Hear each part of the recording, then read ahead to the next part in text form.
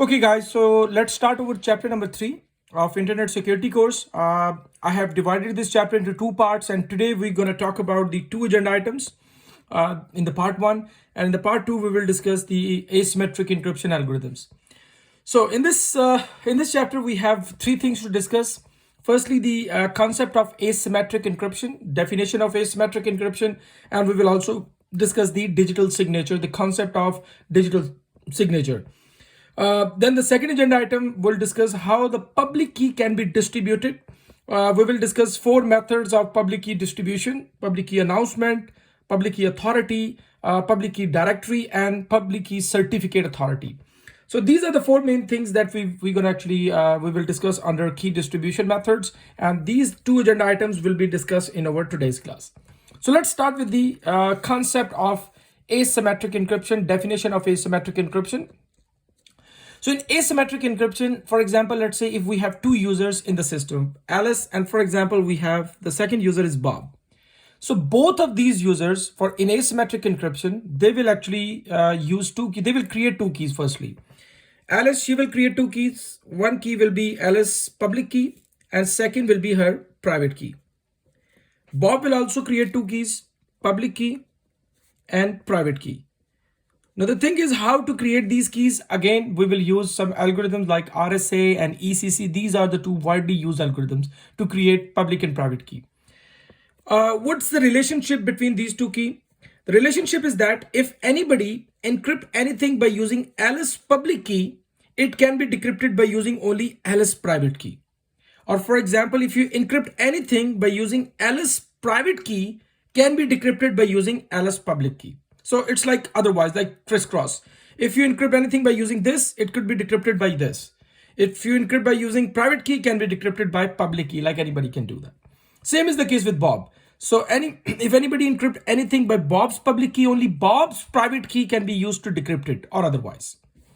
Now, public key is basically something which is publicly available. Like everybody knows your public key, while private key is basically your secret key. Nobody knows your private key beside you. That's your secret private key. Confidential, in fact. So for example, let's say Alice, she wants to send a message to Bob. So let's say she has a message, hello. And she wants to securely send this message using any asymmetric encryption algorithm, AE, asymmetric encryption algorithm. She wants to send hello message to Bob. So what key she will use? Since receiver is Bob, so Alice, she will use receiver's public key, like Bob's public key. She will use Bob's public key, okay, and encrypt the data. And let's say data hello will become some ciphertext, for example, any ciphertext. Now we can securely transmit this message over or we can broadcast the message over the channel. We can actually send this message. Now once Bob, he will receive this ciphertext. When Bob will receive this ciphertext, Bob will again use the same asymmetric encryption algorithm. Now, since the message was encrypted by using Bob's public key, so it can be decrypted by using only Bob's private key. Nobody else can actually decrypt this message beside Bob, and now Bob can only see what was transmitted. So this is basically the concept of asymmetric encryption. Please remember, you can communicate with anyone. All you need to know is their public key. If you encrypt the data by using their public key, nobody can decrypt the data, nobody can read the content, full confidential communication. So the definition is, in asymmetric encryption,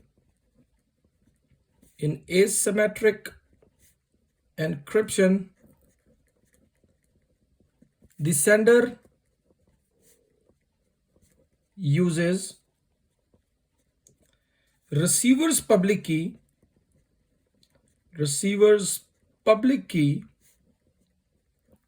to encrypt the data, and then receiver will use his private key to decrypt it, decipher or decrypt. So that's the definition of asymmetric encryption. Please remember that receiver's public key will be used to encrypt the data, and then receiver will use his private key to decrypt the data. Now we discussed one thing here, like for example, if anybody encrypt anything by using private key, like for example Alice, if she for example encrypt this message by using her private key, can be decrypted by using her public key. Okay, like everybody can do that. Where we use this concept, we use this concept here in digital signature.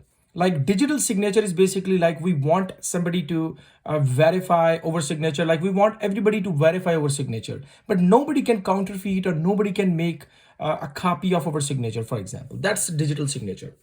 So let's discuss what is basically a digital signature and how we can create digital signature is, and where we can see the digital signature. We will discuss that as well.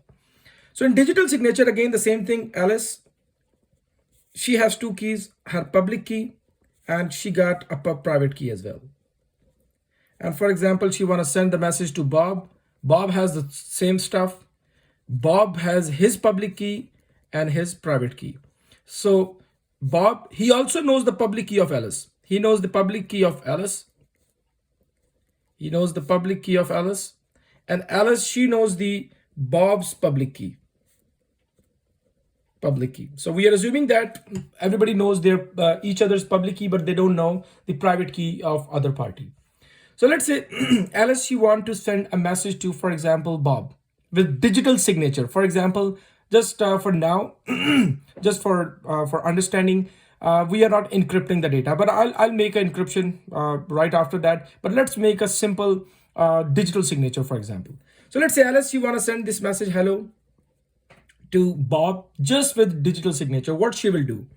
She will firstly calculate a hash value of hello. For example, she will use MD5, message digest 5 algorithm, and she will calculate a hash value of hello. For example, it came out, let's say, a hashtag 12, for example, 123. That's the hash value. We call it message digest, or you can call it hash value of message. Okay, and I believe everybody's well familiar with the hash value. If you know a hash value of somebody, you cannot actually, or something, you cannot reverse it. Hash is irreversible. We will discuss in detail, but just for understanding here, hash is irreversible. We use hash just to check integrity, like the message has altered or not been altered. That after the hash value, calculation of hash value, then we will use asymmetric algorithm, for example, RSA. And since the message or digital signature will be created by Alice, so she will use her private key. Alice private key, she will encrypt it, and we got encrypted hash, something like that. For example, we got this encrypted hash, a hashtag 123, and let me make it like ciphered kind of thing. Like it is basically concealed. So it is encrypted hash. So this encrypted hash is equal to digital signature. We call it a digital signature. Now what we will do is we will concatenate this hello message, the original message, with this digital signature. So we have this digital signature here, it's the hello, which is coming from here, and we will concatenate this with the digital signature, a hashtag 123, and that is concealed. Okay, now we are assuming that confidentiality is not a problem. We just want to make sure how integrity or how we can avoid the non-repudiation. Now when Bob will receive that, Bob has got hello message here plus this digital signature, like we will send it to Bob. So Bob got a hashtag 123, concealed again. Now what Bob will do? The first thing that Bob will do is Bob will actually detach them, like Bob has detached them, hello, with the a hashtag 123, which was encrypted. So what Bob did, Bob just detached them, and then Bob has calculated the hash value using the same algorithm, MD5. Bob has calculated the hash value for hello. It came in a hashtag 123. Since message is exactly the same, of course you will get the same hashtag, same hash value. Then Bob will actually decrypt this decrypt this particular message with RSA. Let's say this was RSA because they have used RSA. They've used RSA. Since it was encrypted by using Alice private key, so Bob knows Alice public key. Bob will use Alice public key. And what we will get this hash. We will decipher it. We will get a hashtag 123. Now we will make a comparison of these two values. If both of the values were same, it means it came from the right person, and of course message got verified. If, for example, there is any tampering in the message, so of course it is detection of violation of integrity. So this is the concept of digital signature.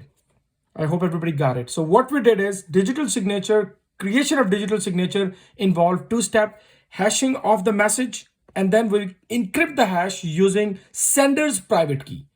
And then when the receiver received that, receiver use sender's public key to decrypt it or to verify signature. So to create digital signatures,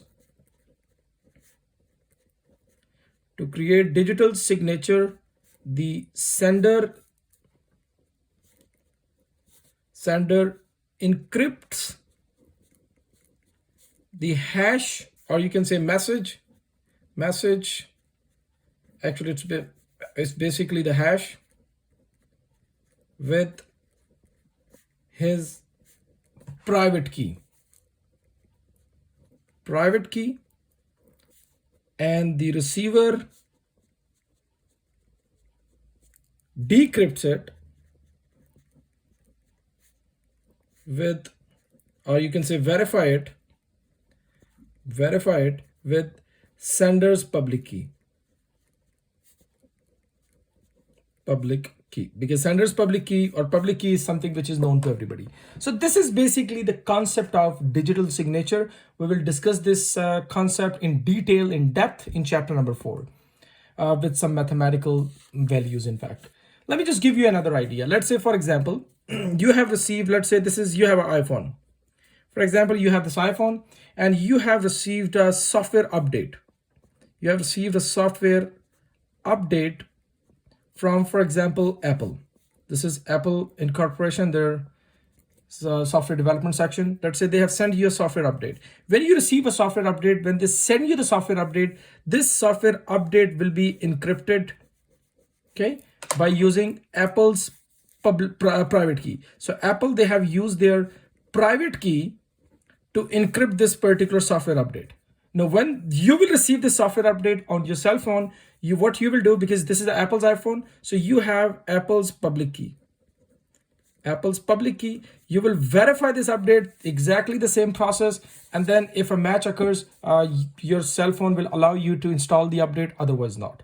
So whenever vendors, again the same thing, vendor create digital signature using their private key, and when receiver or user receives that, they use vendor's public key to verify it. Okay, let me just slightly extend this concept of digital signature with the encryption. Let's say if you want to see how practically it looks like when we transmit a message with the digital signature, let me just construct a figure and then see how exactly it looks like. So what will happen again, let's say this is Alice. So Alice, she wants to send the message to Bob, for example, and let's say this is Bob. So what will happen actually? What's the actual or full form of this phenomenon of asymmetric encryption? What Alice will do, let's say this is the Alice, what she has. Firstly, she has a public key, her public key. She has her private key. What else she has? She also has, let's say we just have sender Bob in the market. So she has Bob's public key as well. Okay. Same is the case with Bob. Bob has his public key. Bob has his private key. And Bob also has Alice's public key as well. Like, you know, the public key of each other, in fact. Now, what will happen? What's the process? So let's say Alice, you want to send this message hello to Bob. What she will do? Upper section will to calculate the digital signature. Again, this is the message. She will pass it from hash algorithm, for example, MD5. And let's say she got the hash value a hashtag 123. This is basically the hash of the message, or you can say message digest. And then Alice, she will encrypt it. For example, let's say she uses RSA. She encrypted by using her private key. Alice private key. So she will use her private key. So she got the encrypted hash value a hashtag 123, which is encrypted. Okay, something like that. Now this is, by the way, digital signature. We call it digital signature, just for verification. Now in the lower end, what will happen? Again, hello, we will use asymmetric encryption algorithm. That's a plain text. We will use receiver's public key. So receiver public key, we have that. Bob's public key. We use Bob's public key and the message got encrypted. Hello, and with the encrypted one. So it is encrypted ciphertext, you can say. This is the ciphertext. Now we will concatenate both of these digital signature with the ciphertext. So we got two things here.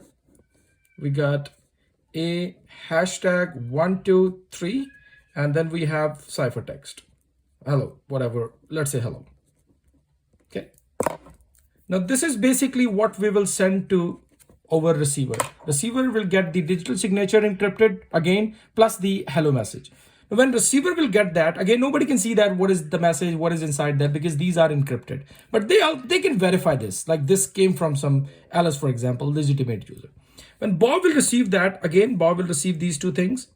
Bob got this, let's say you send this to Bob, a hashtag 123 and hello. Both of these are encrypted.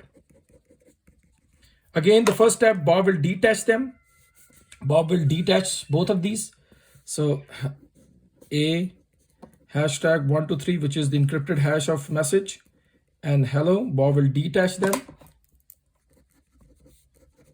And after detaching both of these, the next step Bob will do is, Bob will actually, from the hello message, firstly, Bob will decrypt it, RSA.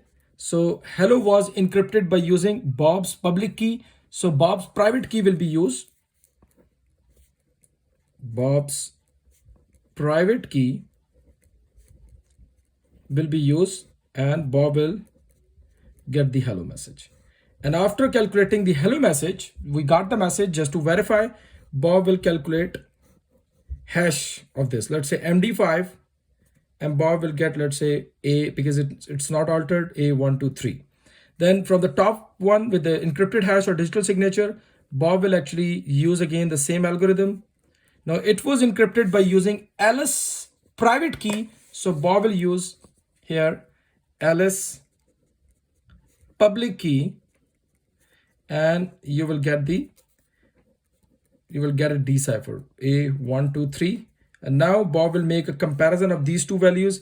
If the message, if both values are same, it means message has not been altered and message came from Alice, because it got decrypted by using Alice public key. So by doing that, we got confidentiality. We got integrity, authentication, like the message came from the right person. Plus we also got non-repudiation. Like after sending this message, Alice, she cannot disown this message. So we got these 4 parameters by doing that, if you see that. Okay. So this is the first agenda item, which is the concept of asymmetric encryption. We discussed the definition of digital signature and asymmetric encryption with this example as well. So let's move to our second agenda item. What is basically the public key methods, public key distribution methods. So for the key distribution, let's again consider a few things. Firstly, as you remember in the secret key encryption algorithms, secret key like symmetric encryption algorithm, as you know, we just have one key, or you can say the same group of key. So both the sender and receiver, they have to have this key. Both sender and receiver, they should have the same key. They should have the same key. And like again, how they can exchange the key. They can use pseudo random number generators. They can use hash based key generators. There are plenty of mechanism how they can exchange the key. The one which we are talking about, it is basically we have two keys here, public and private.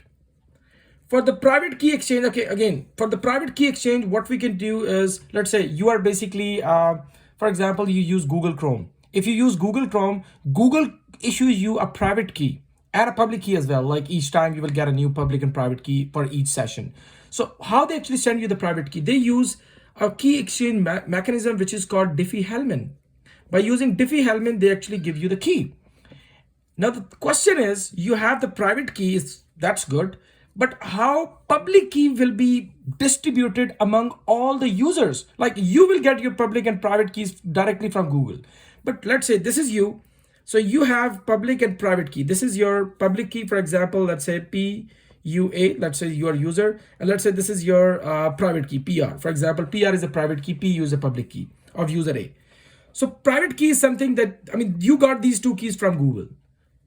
We don't have to share this key, but we have to let others know, like, this is my public key. Hey, if you want to talk to me, use my public key. How we can distribute this public key among the users? In order to do that, we have four main schemes, four main methods to distribute public key, like how the user can distribute the public key to let the people communicate with them. The first method is called public announcement. Public announcement.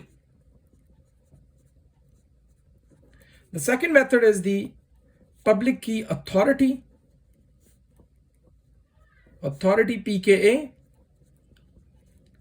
The third method is the public key, you can say directory.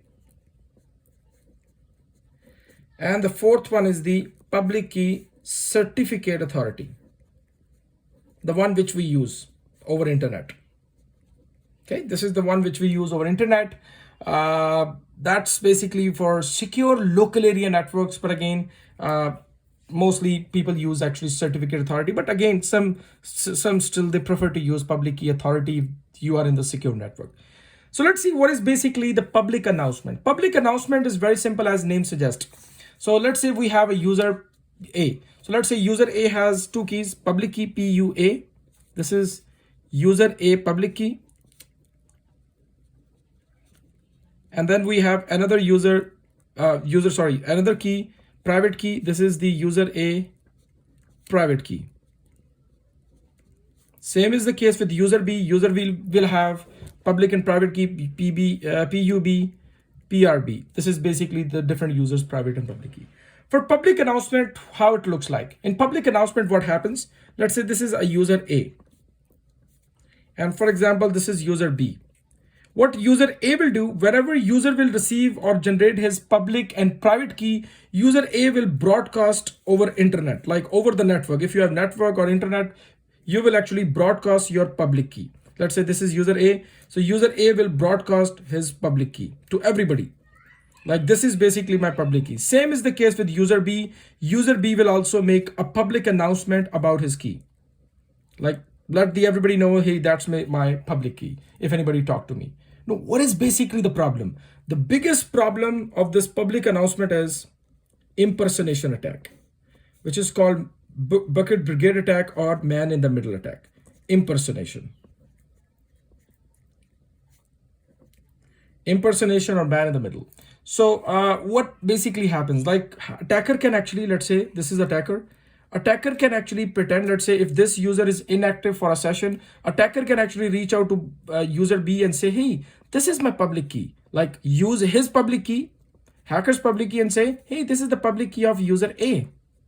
Are you getting the point? Because you are making public announcement. There is no check and balance, no authority involved, nobody involved. So anybody can actually say, hey, this is my public key. So it could create a mess in the system. Second method is the public key directory. Public key directory is slightly a better method because here we use one directory, a centralized directory. We use a centralized directory over the network. Okay, we use centralized directory. Let's say if it would be internet. So there will be one centralized directory for everybody. So in public key directory scheme, let's say this is our centralized directory. Let's say this is our PKD, public key directory. So over the public key directory, let's say we have two users. For example, we have user A here. Let's say we have user B here, for example. Okay, so whenever user A will receive his key or generate his key, user A will dump his key or send his keys, public key, inside the directory. Same is the case with user B. When user B will create a key or generate the public key, user B will also store his public key in the directory. Okay. Now, if user A wants to talk to user B, so user A will again go to public directory and access the public key of user B. Same is the case with user B. If user B wants to talk to user A, directly go to public directory and get the public key. So the problem is that there is no check and balance, like who's getting the keys, who's basically dumping the key. Let's say, for example, there could be a hacker. And a hacker can actually reach out to directory and say, hey, user A's public key has been changed and this is user A's public key and I'm user A. Nobody's basically checking it out. So it is kind of insecure kind of communication, no security. Anyone can access the public directory. Anyone can modify that. Let's say if user B wants to modify his directory, of course, he has to send a new key and replace with the other one. So there is no security. Still, the problem is man in the middle. Anybody can actually access directory. Anybody can actually modify these keys of someone's in the directory. So that's another problem. Like this is the problem. So this scheme is not suitable for internet or for secure networks, in fact. So the third one is public key authority. Public key authority is basically one of the most widely used in secure network. But it is slow, although it's slow, but it's very effective as well. So public key authority, or PKA, I'm going to use the word PKA here. So what basically does, or what happens in PKA? In PKA, PKA is basically a trusted third party. A trusted third party. So both the sender and receiver, they actually trust the PKA. So if anybody wants to access anyone's key, so PKA will actually issue them the key.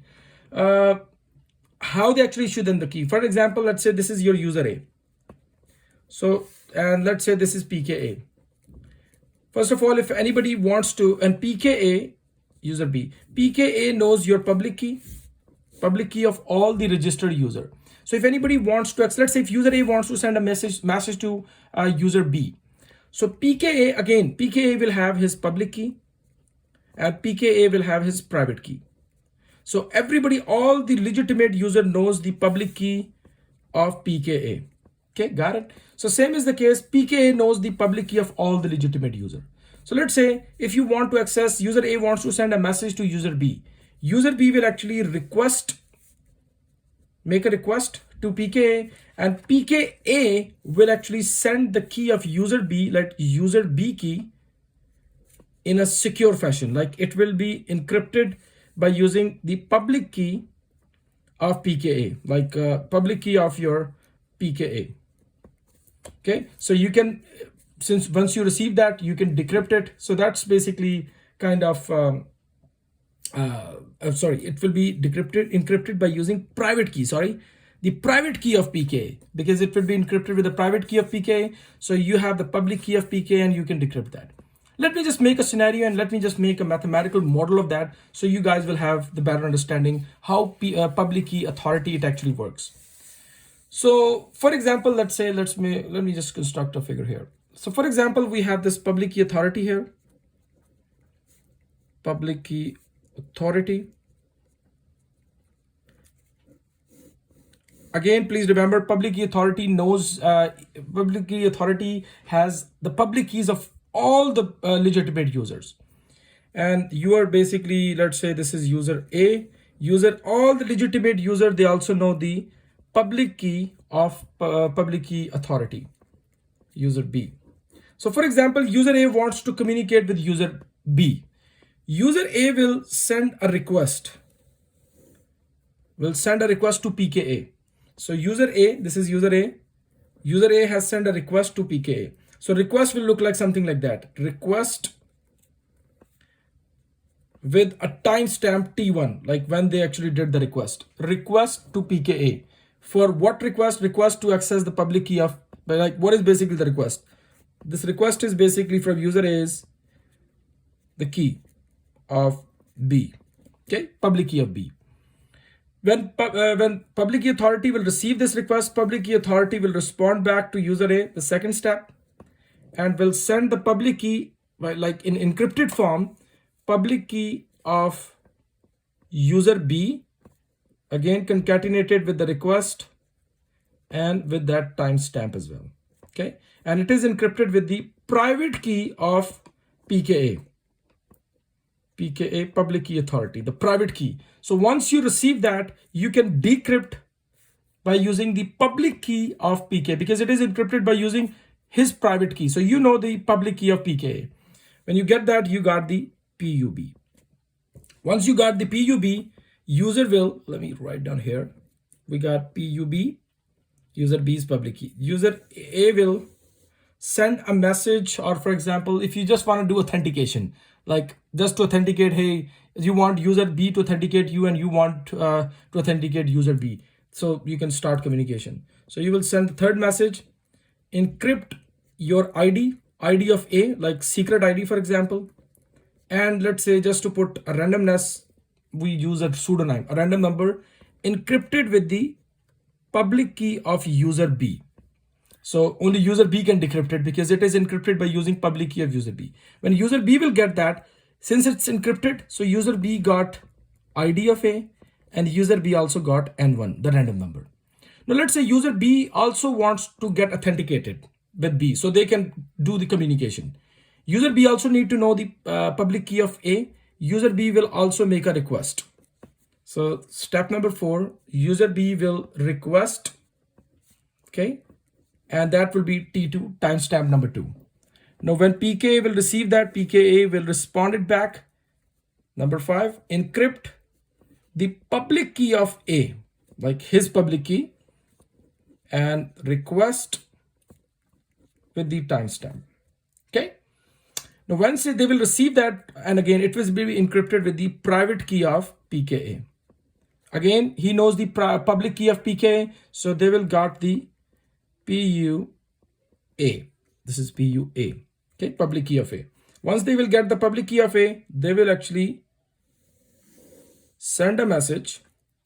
Again, let's say they will send their private, for example, they will send their ID as well, encrypted their ID of B, and let's say, for example, just for randomness, number 2, and just to authenticate that I am the right person, number N2, N1, the previous random number. If you know, don't put it, it doesn't make any difference. And encrypted with the public key of A. Once A will receive that, since it is encrypted by using public key of A will decrypt it. A will got the ID of B.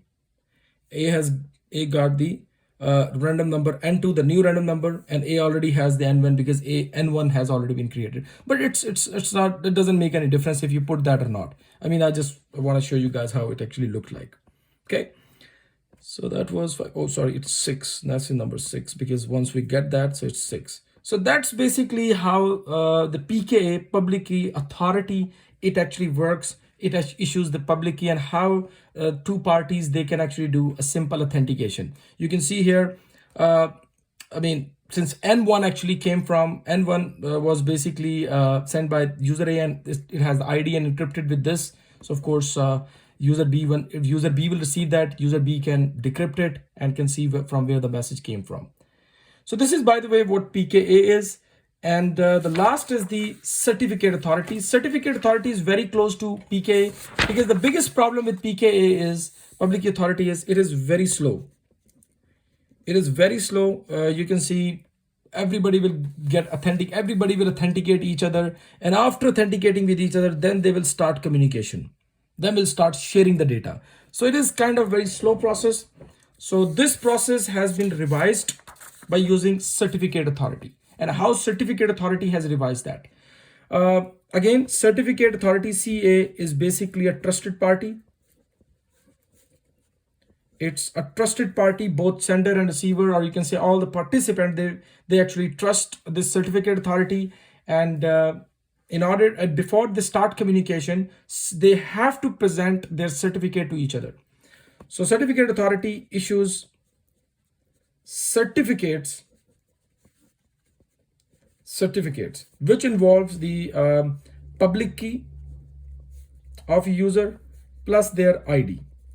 So what is their ID? They actually authenticate them whether they are legitimate people or not. Okay, so that's basically certificate authority does. So certificate authority issues the certificate to all users. Okay, for example, if you want to communicate over internet, you have to get a certificate of your public key and ID from a certificate authority. So then what happens before users communicate with each other? For users communicate with each other, they share certificates first. So they actually share their certificate first and then they communicate with each other. Let's understand it, how certificate authority does it. So let's say we have this certificate authority CA, and let's say we have this user A, and let's say user B. So they right now they didn't start any communication. The first thing is user A.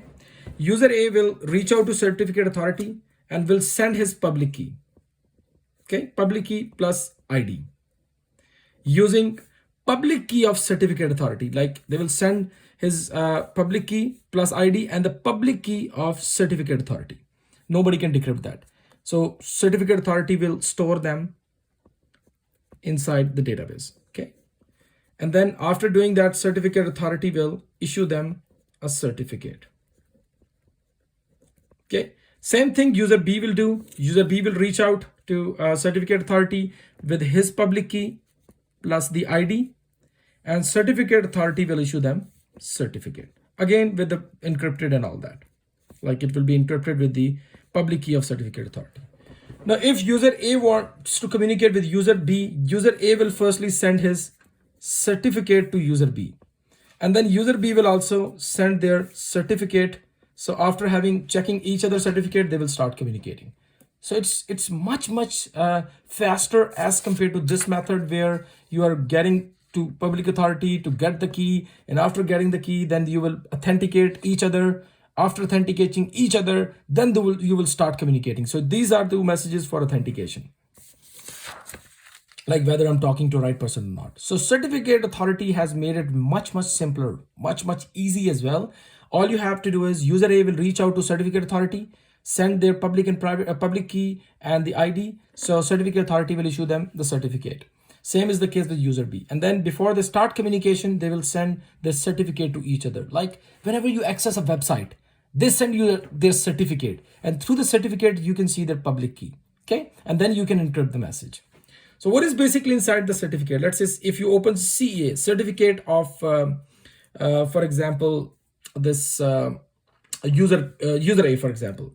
So certificate is basically encrypted ID of A plus public key of A with a timestamp when it was basically got issued. It's basically concatenated and encrypted with the private key of certificate authority. Same is the case if you open the certificate of B. It is encrypted ID of B, public key of B with a timestamp when it was issued. So encrypted with the private key of certificate authority. Now, how you can actually user A can verify this certificate? Very simple. You will use the public key of certificate authority to decrypt that, and then you can see their ID and you can actually see their public key. Okay, same is the case with B, because B knows the public key of certificate authority, so it is encrypted with the private key of certificate authority.